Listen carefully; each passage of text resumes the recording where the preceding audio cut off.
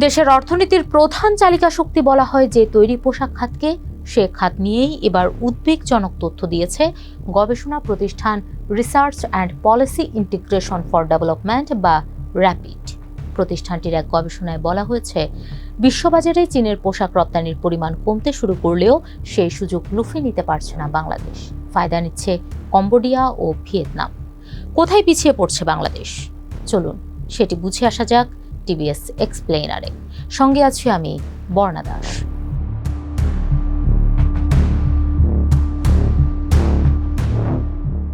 6 জুলাই জাতীয় প্রেস ক্লাবে গবেষণার যে তথ্য তুলে ধরেছে র্যাপিড, তাতে দেখা গেছে 2022 সালেও বিশ্ব পোশাক বাজারে চীনের অংশ ছিল 26.33%। তবে 2025 সালে তা কমে এসে দাঁড়িয়েছে 23.56%।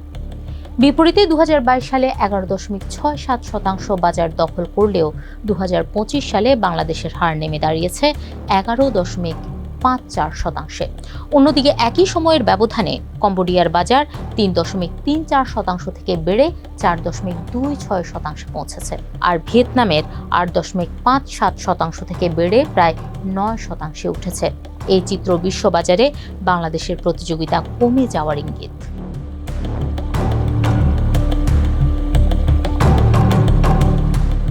বর্তমানে বাংলাদেশের তৈরি পোশাক খাত কিছুটা পিছিয়ে পড়লেও একসময় এই ধারা ছিল যথেষ্ট আশাব্যঞ্জক। র্যাপিডের গবেষণা অনুযায়ী 2015 থেকে 2022 সালের মাঝে চীনের পোশাক রপ্তানির পরিমাণ প্রায় 10% পয়েন্ট কমে গেলে তার ফায়দা নিয়েছিল বাংলাদেশ। সে সময়টাতে ভিয়েতনাম ও কম্বোডিয়ার চেয়েও বেশি পোশাক রপ্তানি করেছিল ঢাকা।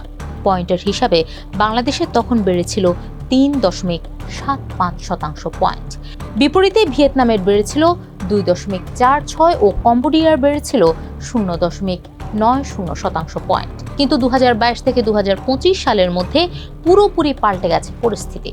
এ সময় চীনের পোশাক রপ্তানির পরিমাণ 2.77% কমলেও বাংলাদেশ লাভবান হতে পারেনি। কম্বোডিয়া 0.90 ও ভিয়েতনাম প্রায় 0.40% পয়েন্ট বাড়ালেও বাংলাদেশের কমেছে 0.13%।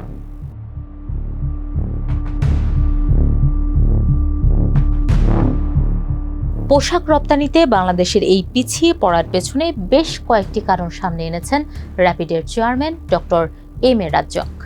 এর মধ্যে অন্যতম নীতিগত সমস্যা, বিনিয়োগ বান্ধব পরিবেশের অভাব, কম্বোডিয়া ও ভিয়েতনামে চীনা বিনিয়োগ দ্রুত বৃদ্ধি এবং বাংলাদেশে ম্যানমেড ফাইবার ও উচ্চ মূল্যের পোশাক উৎপাদনে সীমিত সক্ষমতা।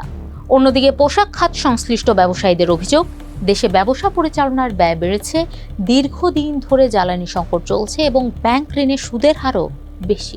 এসব কারণে প্রতিযোগিতায় পিছিয়ে পড়ছে বাংলাদেশ এবং নতুন বিনিয়োগও নিরুৎসাহিত হচ্ছে।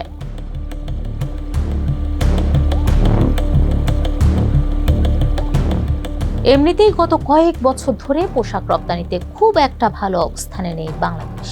এর মধ্যে মরার উপর খাড়ার ঘা হয়ে দেখা দিয়েছে 2029 সালে বাংলাদেশের এলডিসি বা স্বল্পোন্নত দেশের তালিকা থেকে উত্তরণের সিদ্ধান্ত।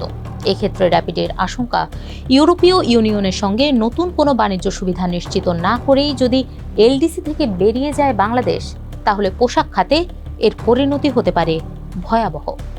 এক ধাক্কায় ইউরোপে বাংলাদেশের মোট রপ্তানি কমতে পারে 36%-এরও বেশি, আর পোশাক রপ্তানির পরিমাণ কমতে পারে 43%-এরও বেশি। কারণ তখন ইউরোপের সর্বাধিক সুবিধাপ্রাপ্ত দেশ শুল্ক কাঠামোর আওতায় চলে আসবে বাংলাদেশ। ফলে পোশাক রপ্তানিতে 12% পর্যন্ত শুল্ক গুনতে হতে পারে বাংলাদেশকে।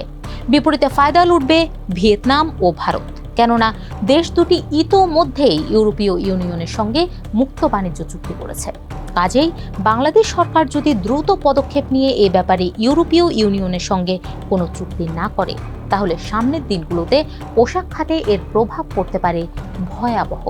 বড় ধাক্কা লাগতে পারে বাংলাদেশের পোশাক খাত নির্ভর অর্থনীতিতে।